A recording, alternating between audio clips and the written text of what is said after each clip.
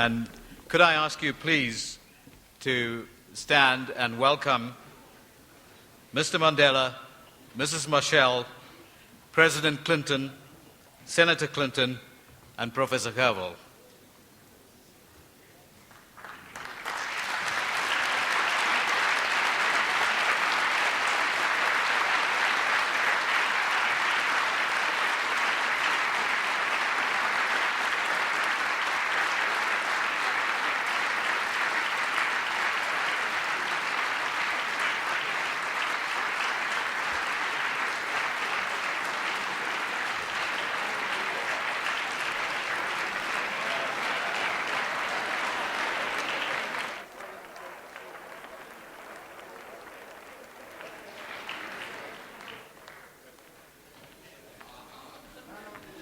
I might have mistimed my cue there.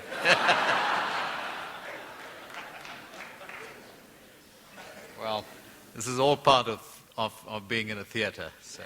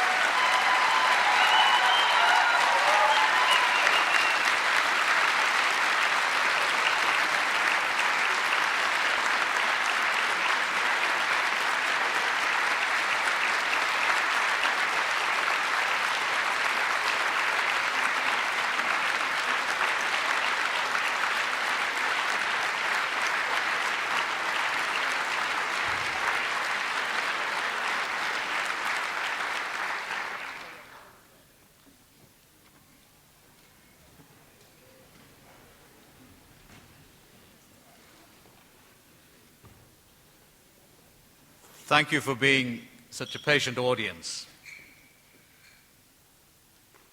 Welcome to the first annual Nelson Mandela Lecture. It is my pleasure to ask Mrs. Machel to come to the podium and introduce the annual Nelson Mandela Lecture and the speaker for this morning, President Bill Clinton. Mrs. Machel.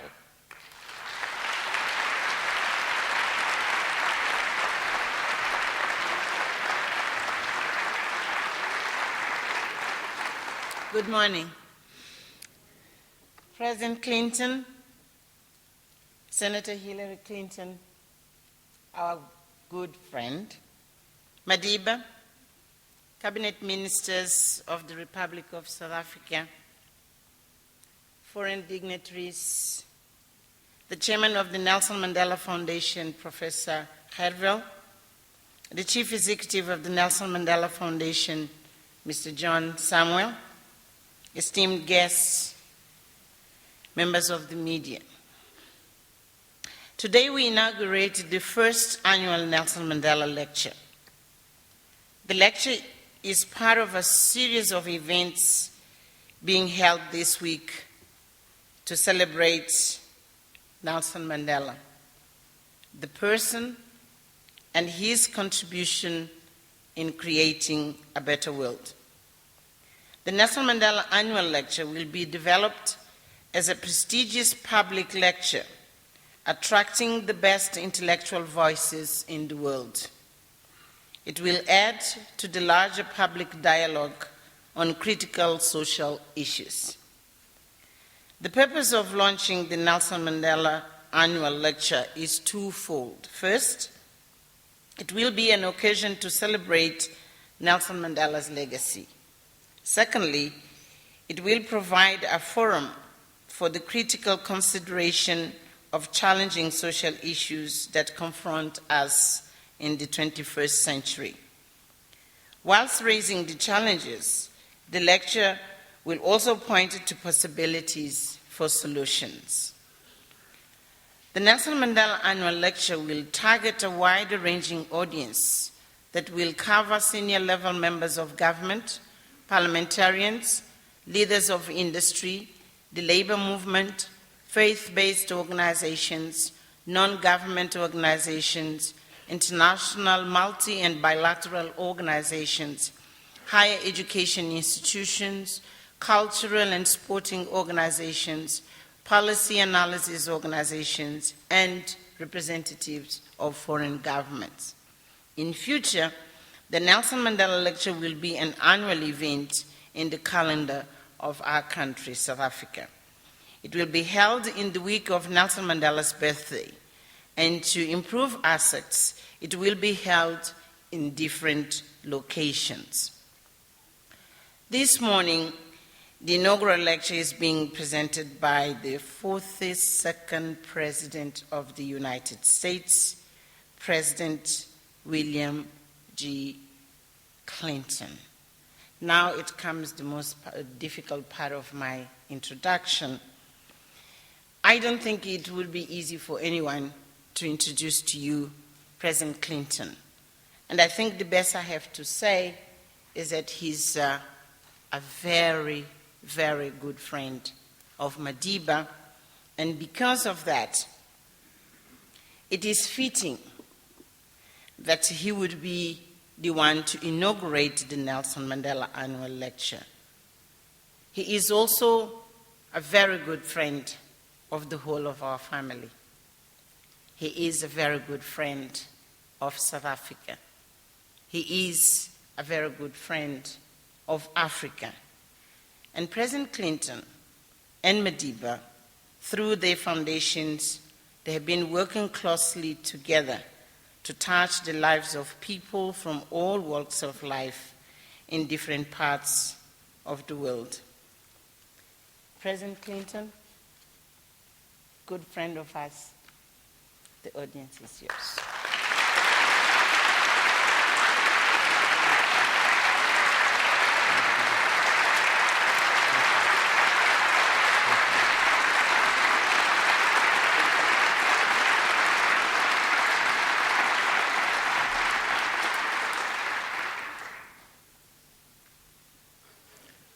Thank you, Gracia, President Mandela, Mr. Samuel, ladies and gentlemen.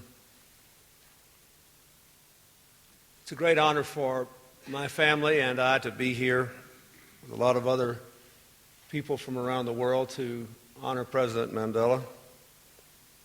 I thank Gracia for her public work, especially on behalf of the world's youngest victims of war. And I thank you for keeping Madiba young at 85.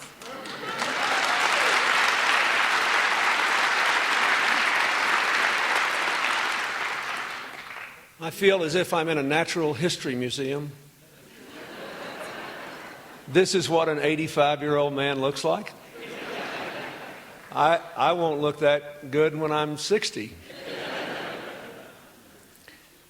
Let me say, I have followed this long celebration with great interest. I think it has added years to President Mandela's life.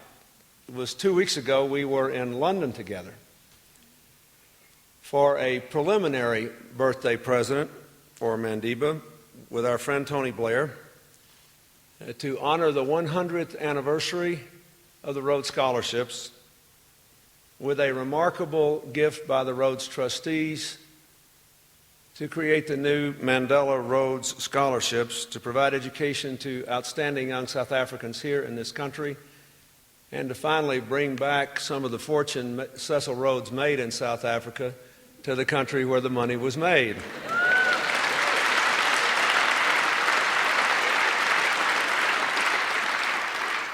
When I was invited to give this inaugural lecture, I could hardly have said no.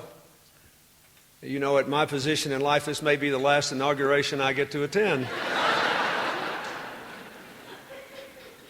And besides, I've always loved President Mandela. On the day that Nelson Mandela was released from prison, it was very early on a Sunday morning in Little Rock, Arkansas, where I was living and serving as governor. I remember it as if it were yesterday. I got my then 10-year-old daughter up, and I took her down to the kitchen, and I sat her up on the kitchen counter because we had a television on top of a high food cabinet. And I turned the TV on, and we watched together as Nelson Mandela made the last steps on his walk to freedom.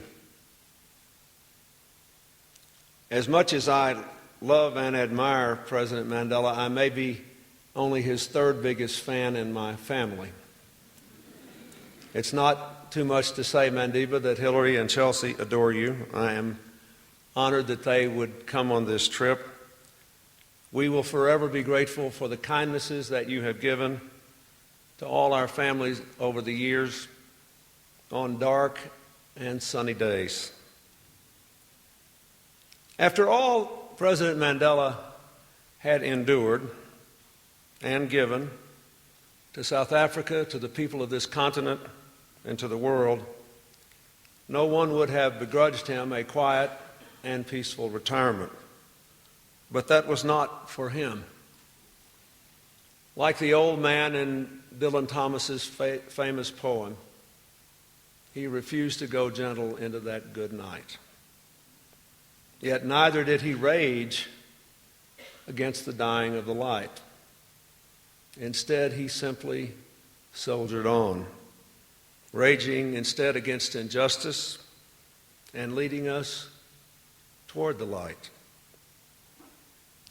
toward protecting the environment, reducing poverty, inspiring young people to civic service, resolving conflicts in Africa and the world over, fighting AIDS, and most important of all, reminding us every step of the way that the most difficult changes in life involve changing ourselves from the inside out.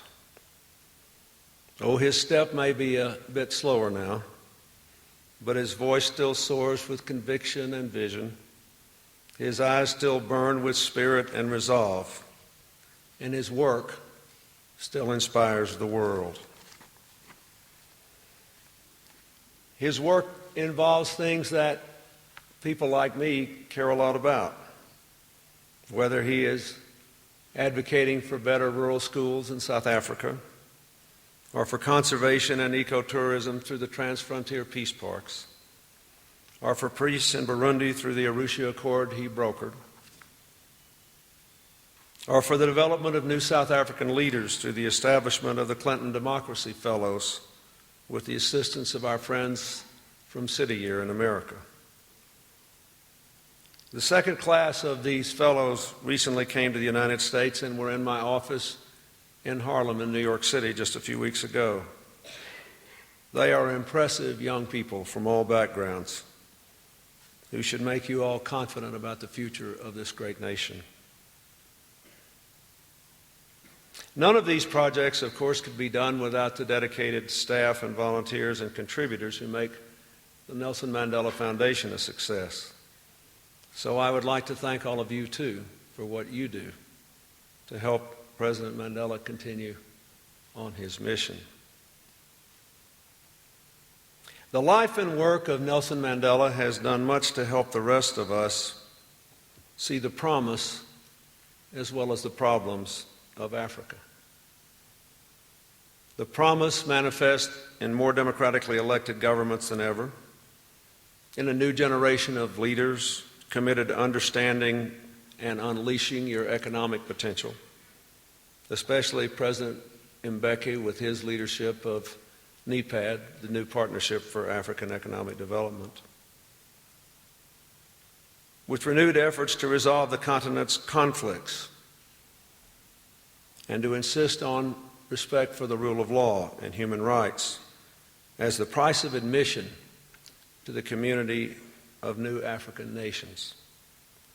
And with more leaders than ever on this continent committed, as Mandela is, to reversing the destruction of AIDS and TB and malaria. AIDS is especially maddening of all the continent's challenges because it is completely preventable, because there are medicines which block most mother-to-child transmissions and other medicines that enable people to live longer, healthier lives. But outside of the United States and Brazil, of the over 40 million people with HIV and AIDS, only 40 or 50,000 of them are getting any of this medication. While more than 40 million people have HIV and AIDS, with 15,000 more infected every day, while 25 million have died, with 8,000 more dying every day, while 14 million boys and girls have lost one or both parents to AIDS, and if current trends continue, another 65 million will die of AIDS by 2000. We are not doing enough. 70% of the world's AIDS cases are in Africa, but it is no longer an African problem. For the fastest growing rates are in the former Soviet Union, on Europe's back door. And the second fastest growing rates in the Caribbean, on America's front door. And the next fastest growing rates in China and India, the two biggest nations in the world. If we want the world I believe we do for the 21st century children, if we want to improve global health and education and reduce poverty and promote stability, advance democracy and prosperity in Africa and across the earth, we must deal with AIDS. And so I begin with that today. And this simple proposition, the best birthday present we could give Nelson Mandela is to expand the promise and shrink the problems of South Africa, this continent, and the larger world. AIDS is more than a health crisis, more than a human crisis, more than all the funerals people are required to attend. Over the last 35 years, Botswana had the world's fastest growing income per capita. It has been derailed by the world's highest HIV infection rate. In some countries, there are no longer enough healthy adults to bring in the crops, keep the factories open, teach the children, staff the hospitals and clinics, preserve law and order. We know we can do better. We know from the successes of Uganda and Senegal and Cambodia and Brazil. We know that we can do better. My foundation is now working in Rwanda, Mozambique, and Tanzania, and all the countries of the Caribbean to help people establish healthcare networks that can care for all HIV-infected people and dramatically increase the number of people receiving medicine and other vital treatment. Our strategic plan for Mozambique was just approved by the government, with a goal of bringing care and treatment to more than 350,000 people in that country in the next 5 years.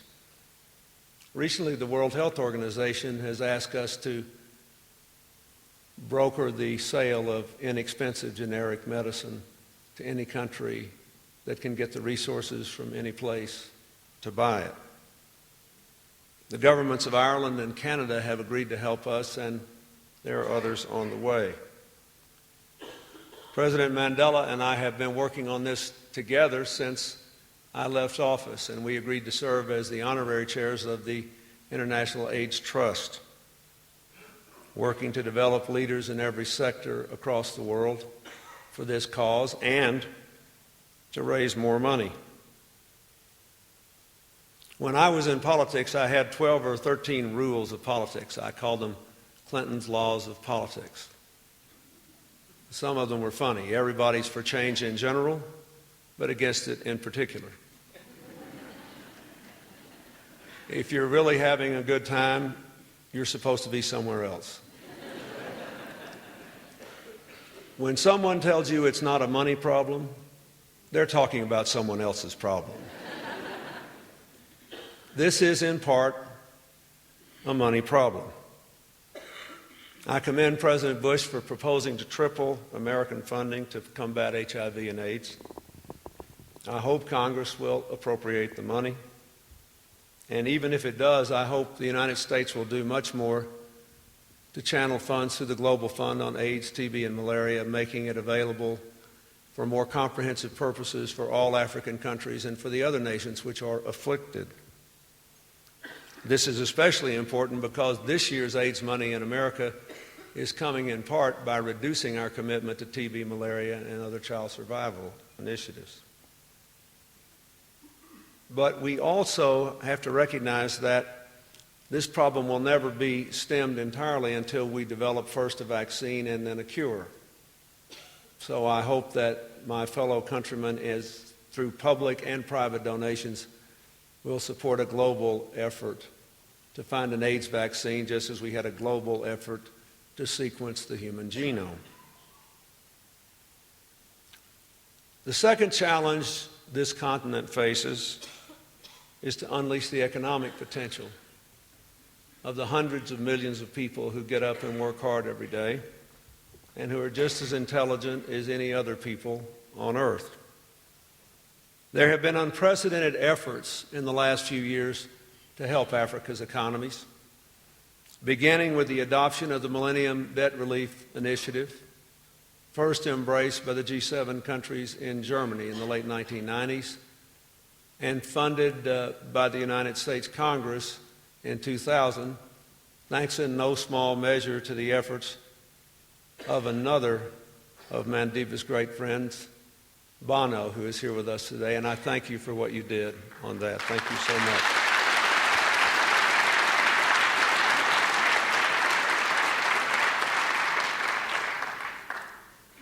Debt relief had an enormous impact in the 25 countries who have qualified.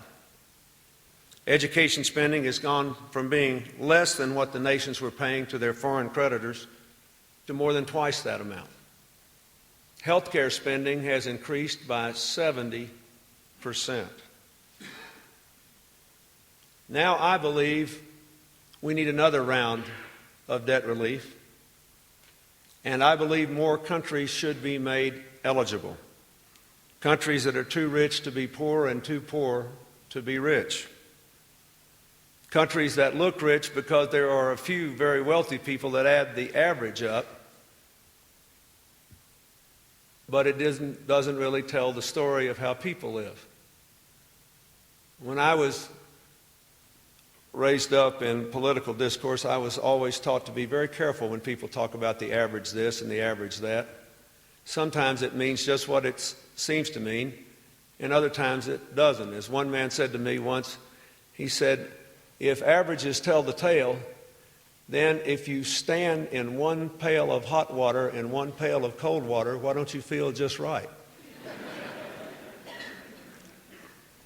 So we need another round of debt relief. We need to include more countries.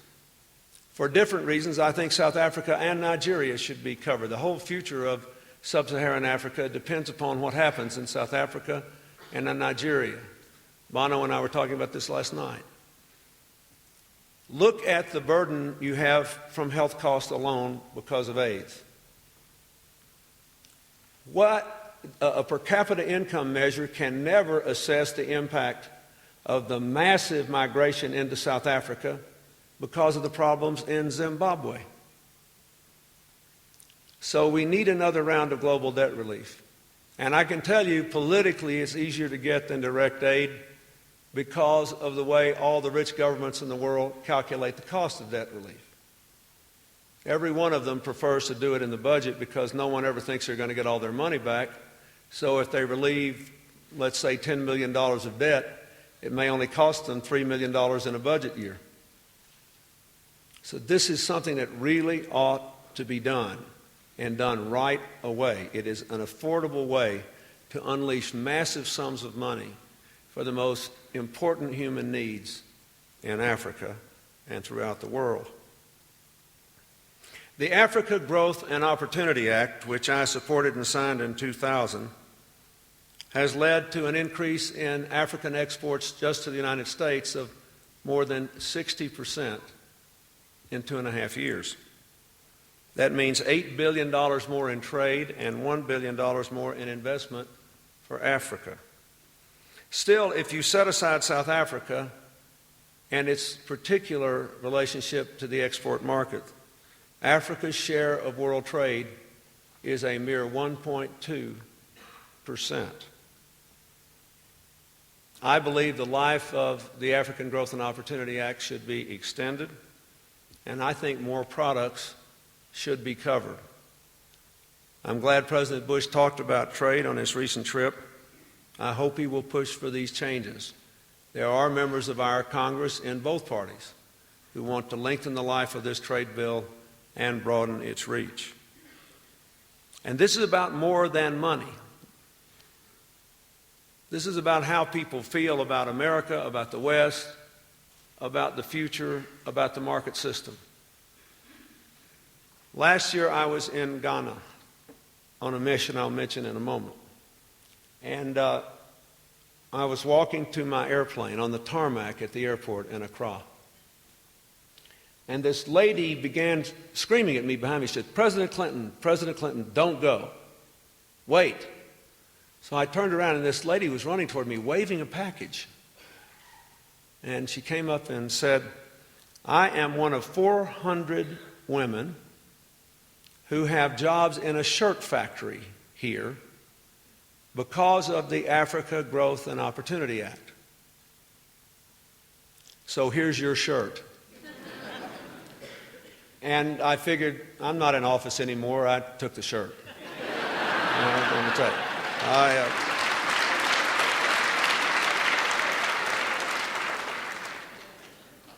And I brought it home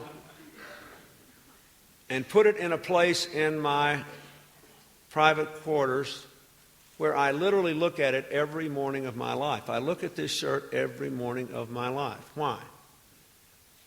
Because in a world where we're consumed with worries about terror and racial and tribal and religious conflicts and chaos, that shirt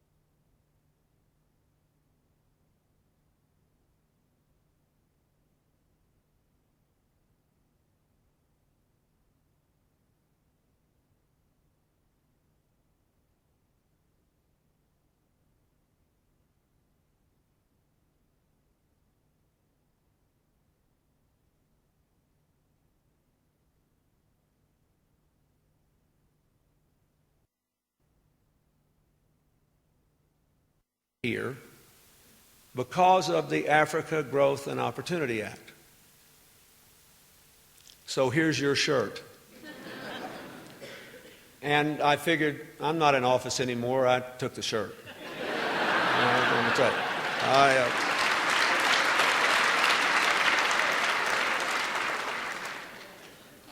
And I brought it home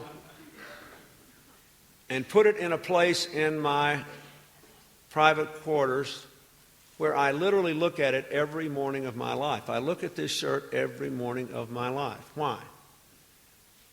Because in a world where we're consumed with worries about terror and racial and tribal and religious conflicts and chaos, That shirt reminds me that that woman is not mad at me. She does not hate my country. She does not want her child to grow up and fight in an African tribal war. She believes her child can get an education and get a better job than she has and build a stronger country and a better future for her grandchildren. Why? Because in a simple act of enlightened self-interest,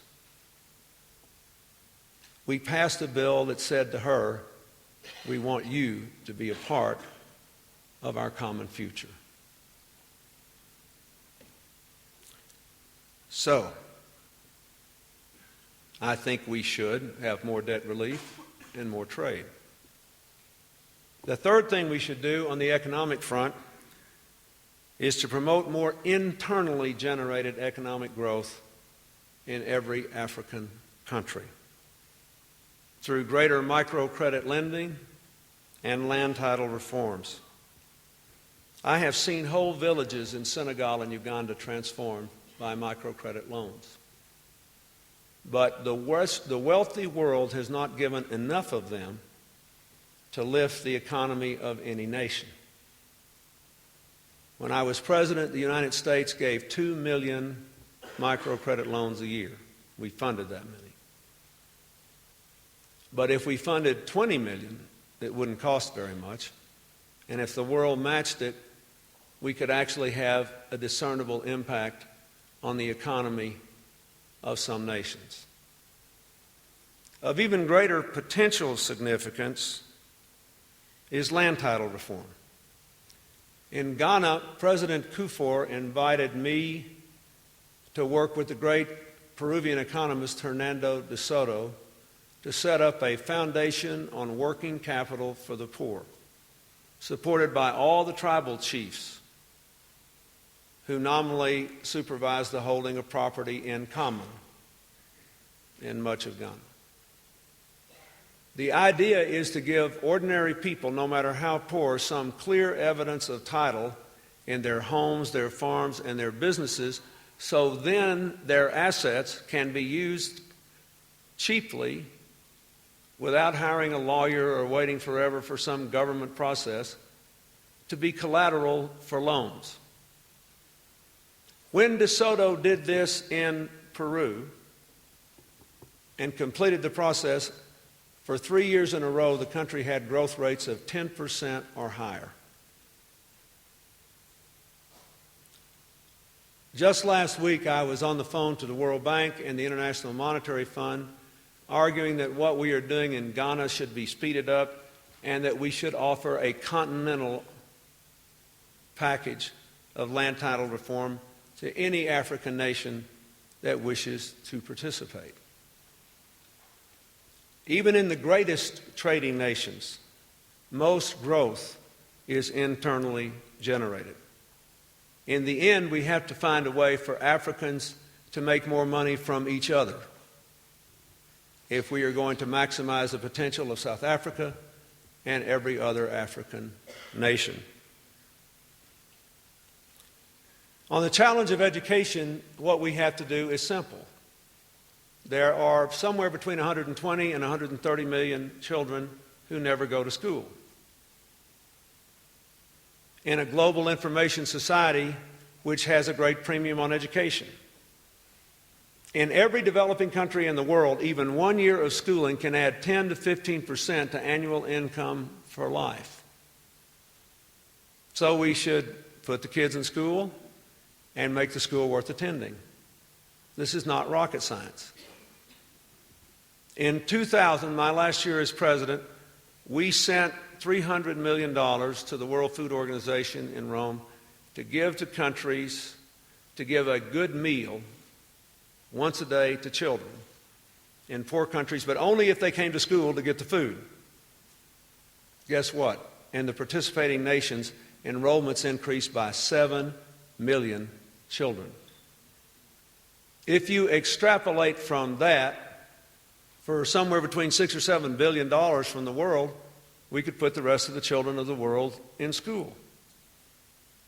For modest other amounts of money, we could actually improve the schools. We could make sure they had learning materials, up-to-date maps, and other things that will make the schools function better. I don't know how many times President Mandela has told me stories of calling people on the phone to get them to give him money to build a school in a rural area in South Africa. And then, oh, by the way, the teacher has to have some place to live. But he simply cannot call someone for every village in Africa and every village in the world that needs a school and a place for the teacher to live. If you want to generate more internal economic growth, putting the 120 to 30 million children in school would do it as quickly as just about anything you could do, besides the two initiatives I just mentioned on land titling reform and microcredit. On security, I think that the rest of the world has more work to do with Africa. We should invest in Africa's capacity to fight terror, to provide good law enforcement, to strengthen its borders and financial institutions, and to engage in peacekeeping. The Africa Crisis Response Initiative, begun under our administration, has done a lot of good work using American soldiers to train African peacekeepers. I am very grateful for the work especially troops from the ECOWAS countries did when I was president, and what your own troops are doing today in Burundi to keep the peace that President Mandela brokered. When you put your troops on the ground, the rest of the world should make sure you have the necessary training, the resources, and the support for the forces to serve effectively. And the rest of the world does need to be prepared under extreme circumstances to serve in peacekeeping missions on African soil, including Liberia. I commend President Bush's openness to sending troops there, and if he does it, I will strongly support it. Promoting stability in Western Africa may be the best way to keep that region and its mental wealth out of the hands of terrorists and organized criminals who all too often have fed off the chaos of civil wars and human suffering there to get the natural resources. Finally, let me just talk a little bit about the need for us to support greater democracy. Before 1990, when you talked about democracy in Africa, you were essentially talking about Gambia, Senegal, Botswana, and Mauritania. Now there are far more than 20 countries that, by any good standard, have democratic governments. In the last 3 years, we have seen peaceful changes of government in Senegal, Mauritius, Ghana, and Cape Verde. The re-election of President Obasanjo in Nigeria. We're making progress in resolving long-standing conflicts in Sierra Leone and Angola. Eritrea and Ethiopia reached a historic peace agreement that I worked hard on after a mindless and bloody conflict. Throughout Africa, we are seeing a growing belief in the right of all people to participate in their nation's futures, to choose their leaders, to hold them accountable. And an understanding that all of you have in South Africa because of your history, which is that democracy is more than majority rule. It is majority rule with minority rights, the rule of law, freedom of the press, freedom of speech, freedom to criticize. So, that's what we have to have in Zimbabwe and every other country on the continent if we are going to really maximize the potential of the African people.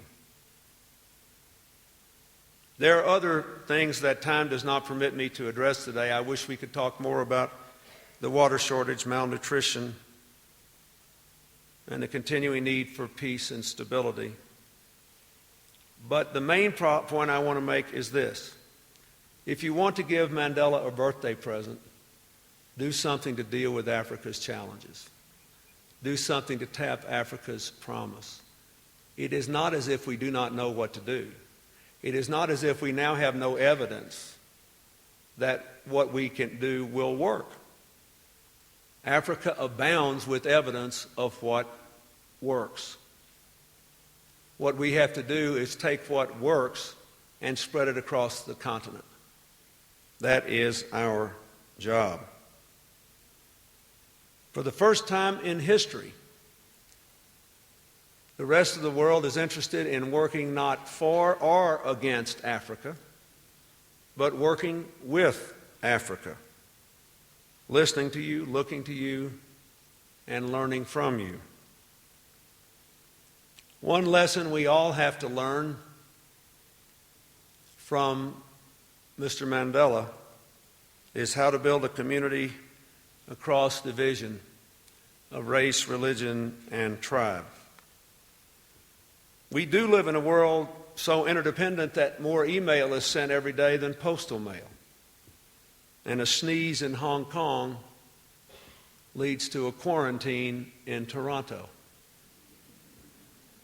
But the very advances that have brought our world together, transportation, open borders, the internet, have been exploited by terrorists to tear our world apart.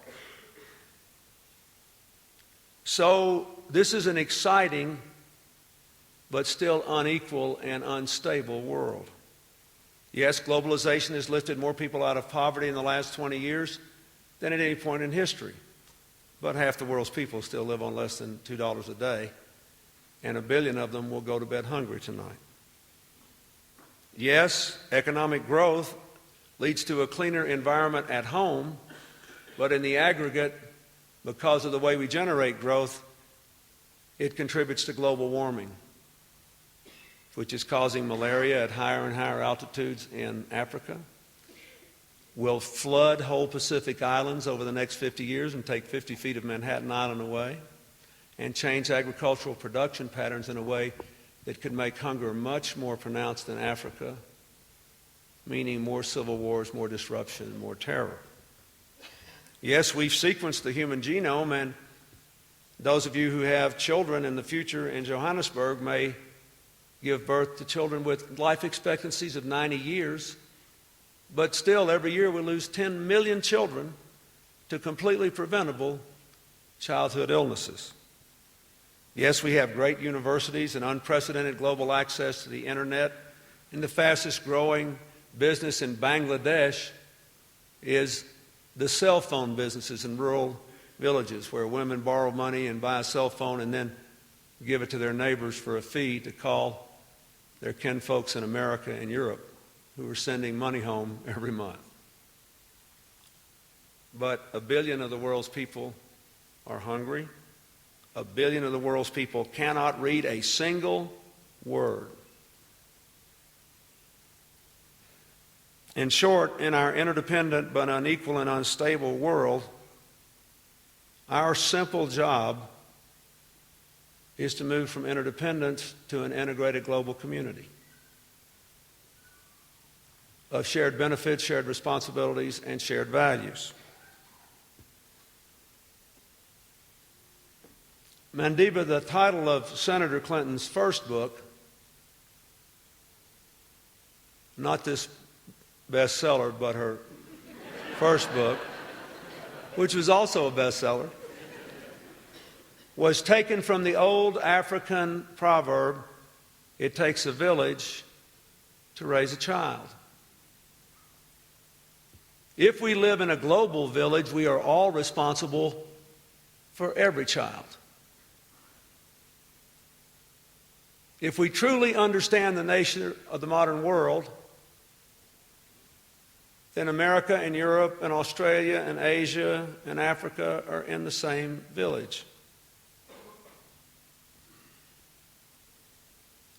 And therefore, we are all part of our common endeavor to raise every child in the world. We have to be bound by simple, strong values that cross every religious tradition. Everybody counts. Everybody deserves a chance. Everybody has a responsible role to play. We all do better when we work together. Our differences make life interesting. Look around this room. Pretty interesting looking room. I wish you could see yourselves. Life is a lot more interesting because of our differences, but our common humanity matters more. The only way we will be able to honor and celebrate our differences in the world in which we live as if our common humanity matters more. That is the lesson of Mandela's monumental life. Ancient wisdom in modern form. My Bible says all the law is fulfilled in one word, even this, love thy neighbor as thyself. The Quran says, requite evil with good, and he who is your enemy will become your dearest friend. The Talmud says that man is a hero who can make a friend out of a foe.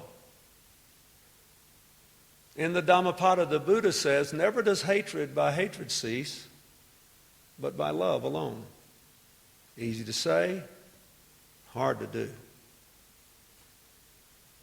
But we live in a world without walls, and we cannot own the future of that world unless we share it. Last year in Rwanda, I saw powerful proof of that. I went first to the Genocide Memorial in Kigali, where the bones of more than 260,000 people are kept, of the some 700,000 who were butchered in 90 days in the Holocaust there a decade ago. And just a short drive away, I went to the new reconciliation village of Indera, established by the government to give people housing only on the condition they agreed to live with the people who had been on the other side of the slaughter. And I met a Hutu woman caring for two Tutsi brothers who were dying of a rare disease. And I saw two women standing side by side as friends and neighbors. One of them had lost a husband, a brother, and a brother-in-law in the slaughter.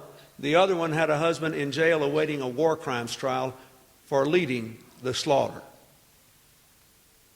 I saw the children of the Hutus and the Tutsis laughing together and dancing together and holding hands together for the first time.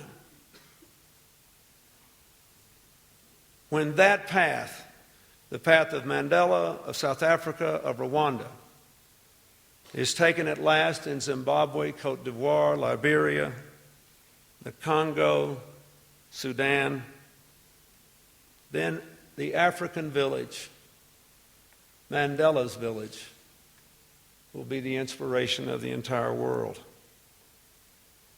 We have to build a world of more partners and fewer terrorists. We cannot kill or jail or occupy everyone in the wide world who disagrees with us. We cannot do it. We must build a village along the trail blazed by Mandela, who in the face of severest adversity refused to harden his heart or poison his mind with hatred and vengeance, and gave other people, including me, more courage to make the same effort. He went into prison an angry young man in a righteous cause. He came out of prison a loving, free man committed to humanity's cause. Ever since human beings first rose up on this earth, on the African savannah, over 100,000 years ago, we have constantly struggled, each in our own little ways, with fear and hatred and hurt, with selfishness and short-sightedness. We constantly struggle to get beyond the narrow confines of our own experience to the larger truth of our common humanity. All of history, in a way, is the story of that struggle. In my lifetime, only two people have made that personal journey as the leaders of their nations in the rough and tumble world of politics. Mahatma Gandhi and his worthy successor, Nelson Mandela.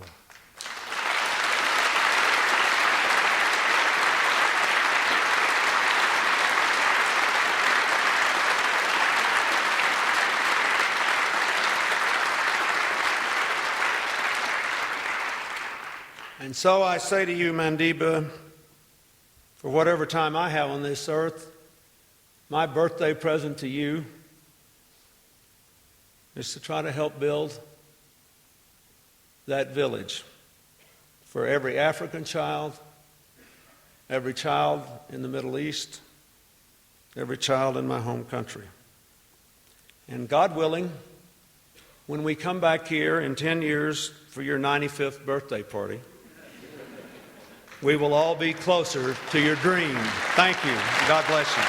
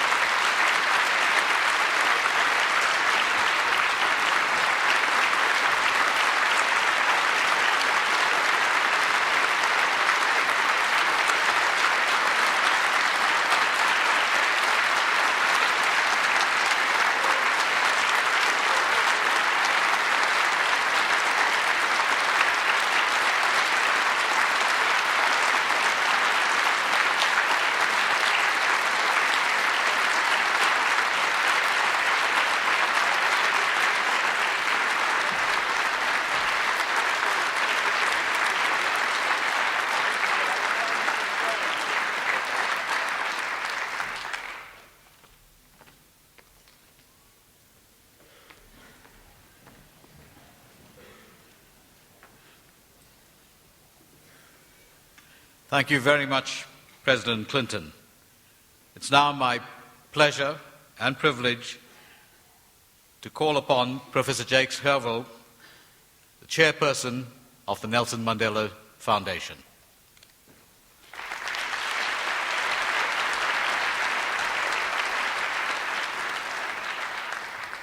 Mr. President, my task is a very brief but very pleasant one, and to thank you on behalf of all of us present here, but particularly on behalf of the Mandela Foundation, for once more giving so selflessly of yourself to Madiba and the causes that he represents.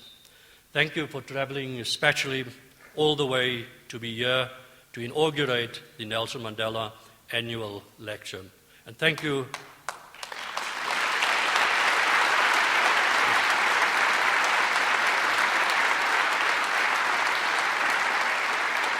And thank you for the quality of that lecture.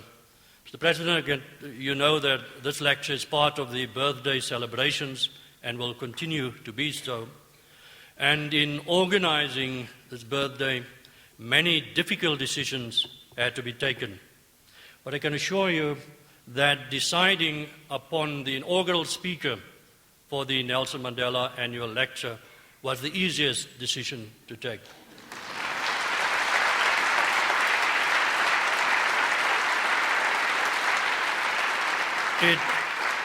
It took the executive committee of the Nelson Mandela Foundation less than 5 minutes to make that decision. Mr. President, and the reason for that, we know that you will go down in history as one of the great political leaders of the late 20th and early 21st century.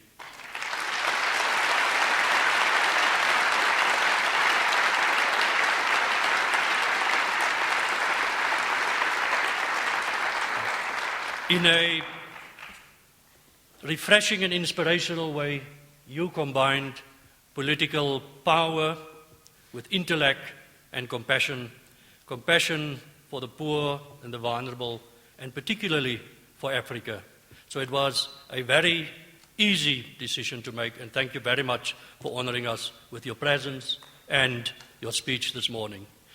This is part of Madiba's birthday celebration, and I'm sure you'll allow, Mr. President, on behalf of all of us present here today, to also say happy birthday, Madiba, and everything of the best.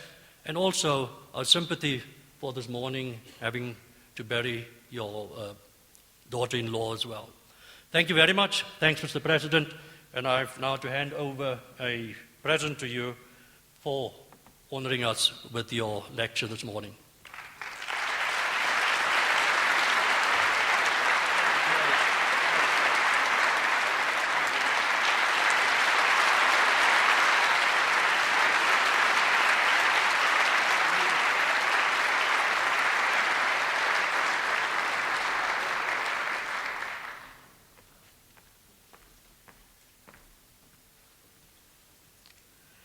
Well, all that remains for me to do is to invite you to join us in the auditorium foyer